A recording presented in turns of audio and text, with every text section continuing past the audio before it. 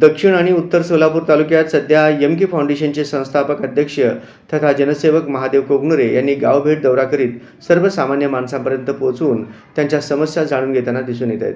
आज याच गावभेट दौऱ्यात उत्तर सोलापूर तालुक्यातील पाकणी येथील जुना पाकणी सोलापूर रस्त्यावरील शिंदे बस्तीजवळ सीना नदीकडे जाणारा ओढा नादुरुस्त झाल्याने सामान्य नागरिक, विद्यार्थी व वाहनधारकांना नाहक त्रास सहन करावा लागत होता। म्हणून पाकणी येथील काही ग्रामस्थांनी महादेव कोगनुरे यांची भेट घेऊन नादुरुस्त ओढ्याबाबत समस्या मांडली होती। तेव्हा महादेव कोगनुरे आणि एम.के. फाउंडेशनचे पदाधिकारी यांनी नादुरुस्त ओढ्याची त्वरित दखल घेत तेथील समस्या जाणून घेतल्या।